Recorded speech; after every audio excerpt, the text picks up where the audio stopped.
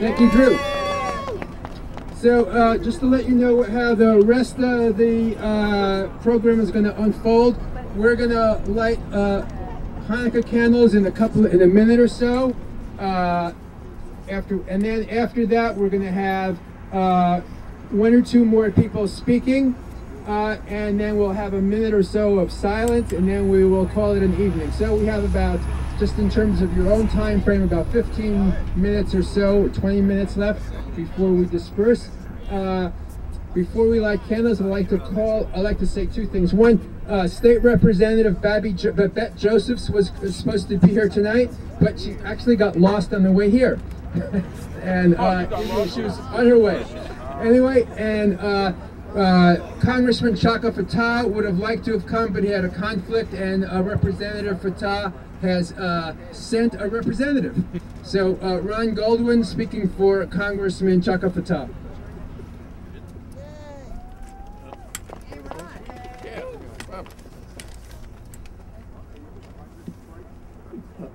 Congressman Fattah sends his greetings as well as his regrets for not being here, and it's really a honor for me to represent him, to bring his best wishes, and to see so many friends of mine personally.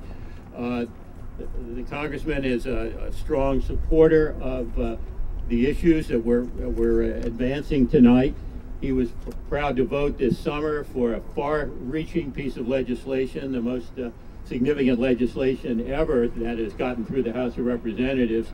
An imperfect bill, but nonetheless one that set some greenhouse gas standards, energy conservation and energy efficiency, and green jobs. I'm going to try to do something maybe unprecedented in congressional history, which is to read a congressional proclamation about energy conservation by candlelight. For Hanukkah 2009, 5770, whereas Hanukkah, the Jewish festival of lights, is devoted to using oil and other resources wisely and having hope in a time of darkness, an appropriate time to focus on the global implications of climate change. And whereas Hanukkah 2009 and 5770 coincides with the United Nations Climate Change Conference, where President Obama continues his environmental diplomacy and carries the message of American commitment to reduce greenhouse gases. And whereas Rabbi Arthur Waskow, the Shalom Center, and so many of the sponsors who are gathered here tonight, and I know the Congressman would be particularly pleased to see the Philadelphia Student Union and its young advocates in attendance, are honoring the connection by lighting candles in Independence Hall the second night of Hanukkah. Therefore, it is my honor as a congressman from the 2nd Congressional District of Pennsylvania to extend congratulations to Rabbi Waskow and all the sponsoring organizations and all those working for energy-smart, game-changing approach to climate change on this occasion of Send a Light to Copenhagen, and to offer my best wishes from the Congressman and Hanukkah greetings to all those working to save our planet. Chaka Fattah, Member of Congress. Thank you very much. Thank you, Ron. Thank you, Congressman Fattah. So at this point, it seems appropriate to introduce Rabbi Arthur Waskow, who was just commended by Congress. Arthur is the founder and the director of the Shalom Center and the inspiration for connecting Hanukkah with the environment. 4 years ago, so far as I know, in 2,200 years of Hanukkah's history, nobody had ever said that it had anything to do with conserving energy in the world as we know it. So if we can go from 0 4 years ago to us and to others all across the world tonight, then we can go by next Hanukkah and beyond to much greater energy, our energy, human energy, which matching up with solar energy and wind energy, the human energy is also what's going to be necessary to heal our world and save the human race from disaster. So Hanukkah, we've already heard one of its teachings. But there are two profound teachings beside that one, which I want to note tonight. One is that what is in the northern hemisphere the darkest time of year, the sun least available, and this time of a lunar month, the end of a lunar month, which is when Hanukkah always begins, the moon also disappeared. Try to look for it tonight, you will not find it. So at sun during the day and at night, together this makes up the darkest time of year, and we light lights. We say to each other, darkness will not make us gloomy, literally. Instead, it will inspire us that a time that may seem dark and despairing will inspire us to hope. And that is perhaps the deepest teaching of Hanukkah, and one that we absolutely need in what in some ways is one of the darkest moments of human history, along with the web of life on our planet. The second teaching that we need to keep in mind is that one of the strands of Hanukkah is that a band of grassroots radicals stymied and smashed a great, overwhelming empire. One that had elephants, the equivalent of that day of Sherman tanks and jet bombers. Elephants that they sent to smash underfoot the people who were trying to create a sacred society. And we have elephantine power centers today, big oil and big coal, which tried to say, first of all, there ain't no such thing as what I call, by the way, global scorching. On a night like this, global warming might seem, kind of pleasant. Global scorching is a much more honest description of what it's going to be like. They said, first of all, there ain't no such thing. Nothing's happening. Well, if something's happening, it's not because human beings are doing anything. And if it turns out human beings are doing something, then it would cost too much to fix it. That's been the line of ExxonMobil and a bunch of the other big oil and big coal companies. And they have great power, there's no question about it. They have elephantine power. But the power of the people can prevail. And for 2,200 years, Hanukkah has reminded us of that. And then finally, there's this teaching of the legend that when the victors said, hey, time to rededicate the sacred place, they found themselves with not enough sacred oil to make it work for more than one day. And it was going to take 8 days to press and consecrate more oil, olive oil. Now, good, sensible people carrying on a realistic life would have said, well, it's kind of crazy to light the great menorah in the temple, and tomorrow it's going to go out. That's going to be a real bummer. Let's wait until we have more oil. That makes sense. And instead, they had the courage. They were the real miracle.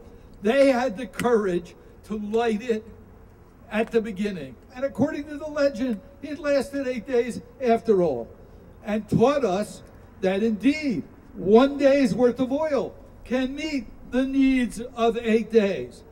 Well, we need to be moving to where 1/8 the oil we burn this year will meet our needs 10, 15 years from now. It won't happen overnight, but it needs to happen quickly. And it's not only oil. The metaphor is most powerful with Hanukkah's oil, but it's coal too, and the other things, the other ways we destroy the oxygen creation, with the ways of the forests, the ways we pour more CO2 and methane into our atmosphere. The breath of life, truly the breath of life. So those three teachings, the teaching of hope and courage in the face of gloom and sadness and almost despair.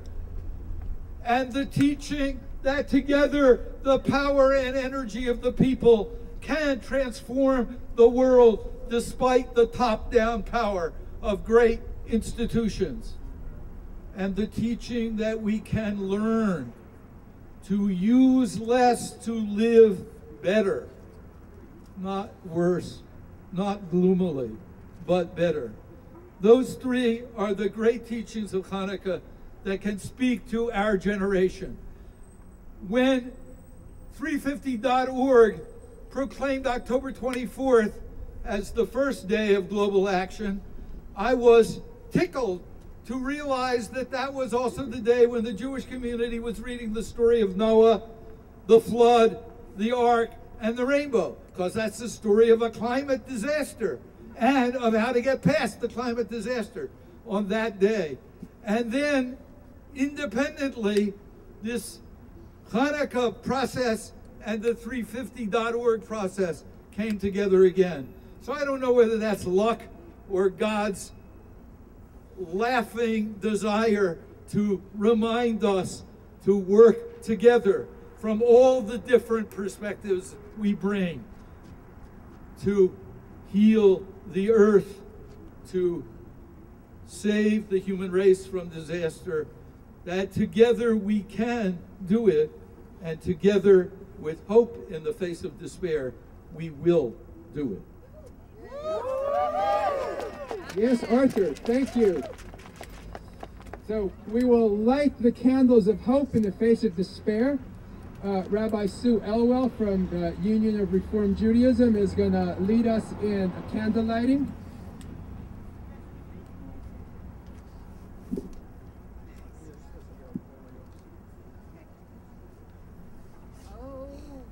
There you go. Please join me. Brucha atah Eloheinu ruach haolam asher kitshanu b'mitzvoteha v'tzivanu lehadlik ner.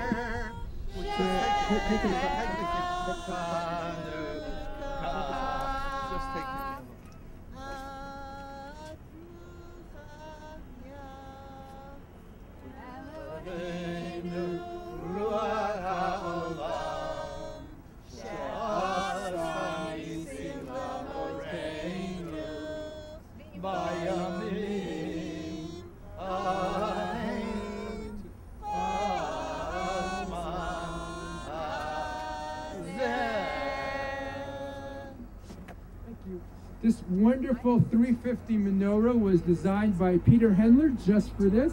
Thank you, Peter. John. Sarai.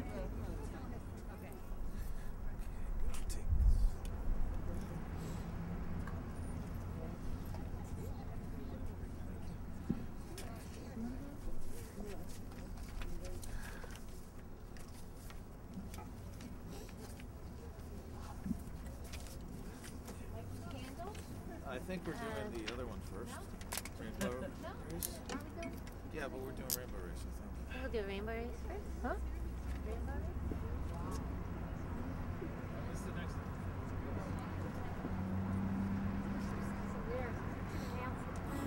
Okay, this is Rainbow Race by Pete Seeger, and you can follow along on your sheets and sway and whatever else you want to do. Whenever you're ready.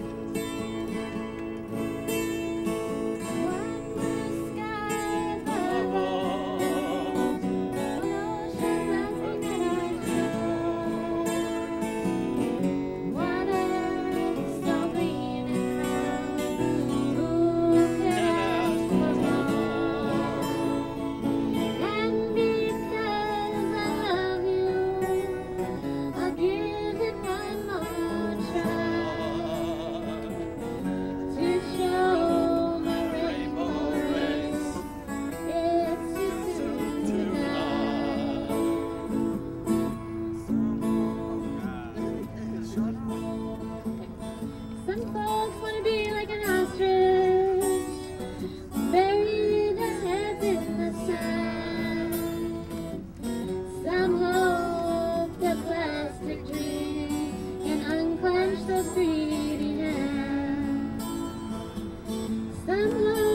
take the easy way. Poison bombs, they think we need them. Don't you know you can't kill the unbelievers? There's no shortcut to freedom. One sky above us, an ocean lapping at our shore, one earth so green and round. Who can ask for more? And because I love you, I'll give it one more try to show my rainbow race. It's too soon to die. Go tell the children, tell all the mothers and fathers too. Now's our last chance to learn to share what's been given to me and you. So one blue sky above us, one ocean lapping at our shore, one earth so green and round. Who could ask for more? Oh, put it down. Put it down. I'll give it one more try to show my rainbow race. It's too soon to die. Too soon. It's too soon to die.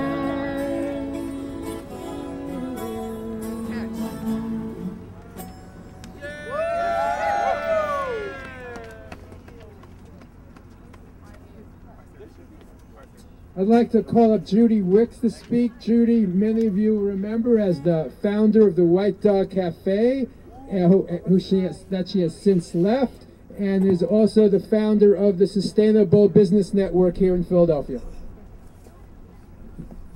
Thank you, Mordecai. It's truly an honor to be here with all of you this evening. I clearly remember the moment that climate change sunk in for me. I was walking in the woods about 10 years ago during a drought in Pennsylvania in a place that I love up in the Poconos, and saw that in July all the leaves were falling from the top of the trees, and the ferns on Fern Hill that usually waved green and tall up to my waist in the breeze were shriveled on the ground like brown tissue paper. And as I walked through the forest, it was just like a frightening silence. Not even the birds were singing, and just the sense of fire, the fear of fire was in the air. And it just struck me, this is what climate change will be like, with parts of the world afflicted with droughts and fires, and other parts storms and floods. And I became a tree hugger. I went over to a big oak tree, wrapped my arms around the tree, and promised I would go back to Philadelphia and do something about it. I had heard about climate change, I had heard about renewable energy, but I hadn't been motivated to act until I was really felt it in my own heart. That I loved nature, I loved the woods, and so I signed up for renewable energy, and the White Dog became the first business in Pennsylvania to do so. So I'm struck with the fact that we are cheering on the leadership in Copenhagen to come to an agreement, but also we all as individuals need to address climate change in our personal lives, especially those of us that run organizations or businesses, because our decisions there have even greater impact. We need to be conscious of every decision that we make, whether it's something as simple as taking a reusable mug to the coffee shop, or taking a reusable bag to the grocery store, all these things that save waste. Eating a more plant-based diet, because they say that so much of global warming, so much of carbon emissions comes from industrial food system. Eating meat is takes a lot of carbons to raise beef, and when we do eat meat, if we eat meat that's been raised on pasture instead of on corn and grain, we save a lot of carbon emissions. There's just many ways that we can make a difference, not drinking bottled water, but using our canteens to refill them. all the little things, just to be conscious of the consequences of our daily actions. Our society measures our success by constant growth. The more we have, the more successful we are. Martin Luther King used to talk about the triple evils of racism, militarism, and materialism. And we talk about racism and we talk about militarism, but we don't talk much about materialism. And now it's time to talk about materialism because materialism is destroying the planet that we all care and love about. So we need to learn to grow in new ways, that we don't have to grow by having more possessions. We can grow by growing our consciousness, by deepening our relationships with each other, by building community, by developing our creativity, by having more fun. And, you know, a lot of people think that creating a low-carbon world is about sacrifice and gloominess and going back to the cave age, but it's really about community, about building community, about gathering with our friends to eat locally produced food, living in houses that are well insulated, getting to our homes friends by bicycle and walking and public transportation, and sharing a vision for a more sustainable world that brings us collective joy. As one said, it's not about belongings, it's about belonging. And it's not ultimately material goods that bring us happiness and security, but belonging to a strong community of shared values. Cheap oil has made it possible for large corporations to ship goods around the world unnecessarily, giving off so many carbon emissions. So I think that one of the most important things we can do is to build sustainable local economies. The young man from the Philadelphia Student Union talked about the need for radical change, and we need a radical change. We need to create an alternative to corporate globalization where we produce our basic needs locally in sustainable ways. And I feel that ultimately this is also a peace movement, that when we build a world where local basic needs are made locally, where we have local food security, energy security, and water security, that builds the foundation for world peace. So the work that we're doing to build sustainability is not only about the environment, but it's also about peace. And ultimately, I do feel, as Mordecai mentioned earlier, that this is a movement about love. That our movement to build sustainability in a low-carbon world is about love, and it's really love that can help us overcome the fear that is bound to come as climate change becomes more severe, and there's more weather disruption, more social upheaval, greater financial stress. That there's going to be fear, and we need to be guided by love, and remember that our power and our energy really comes from protecting what we love. And it's our love of this earth, our love of nature, our love of animals, our love of our children and their future that gives us the energy to do what we have to do to build a new world. Oftentimes I feel that our materialistic society has desensitized us to the suffering in our economy. And we need to really open our hearts to the suffering of people that are in Iraq or Nigeria, or the rainforest tribes that are fighting off the oil drilling, where there's wars, over dwindling resources. We need to open our ears to hear the cries of the polar bears, of the whales, of the trees, of the coral reefs, of really the natural world that is dying around us. And it's really this love, the opening of our hearts and our eyes and our ears to the suffering, and the acknowledgement of how much we love our world, that really will give us the strength that we need to fight climate change. We need to simply love and protect what we truly care about. Thank you. Thank you so much, Judy. So in the spirit, hello? I just tripped over. Thank you. So in the spirit of love, could we all gather in a little closer and stay a little warmer? We're about to finish up, so if we could just come in a little closer. Before we finish, I really want to thank Margaret Lindsay, who has been absolutely wonderful in helping to pull this evening together. Thank you. And thank Nick Alperes from the Shalom Center for all his work, and Steve Jones for getting the sound system together. And everybody else who helped get the evening together. Thank you so much. So remember that, what Judy has just said, that we're doing this out of love for everything that exists in the world. And it's that spirit that really needs to help motivate us to send the message to the people negotiating in Copenhagen that this is the most important thing that is happening in the world right now, is to protect the planet and lower the amount of carbon in the atmosphere. And we have to do that as individuals and as public policy, as a world as a whole. On every level it must happen. And John's going to lead us in one final song with Sarai. Did somebody plug that back in? And also with Hannah Rothman, who you can see tomorrow night at the Live at the World Cafe. Oh, really? She's an amazing singer-songwriter. What? Which song? Oh, Light One Candle. Yeah. You can see it on your song sheet. Can I help you, John? No, I just had to find it. Okay.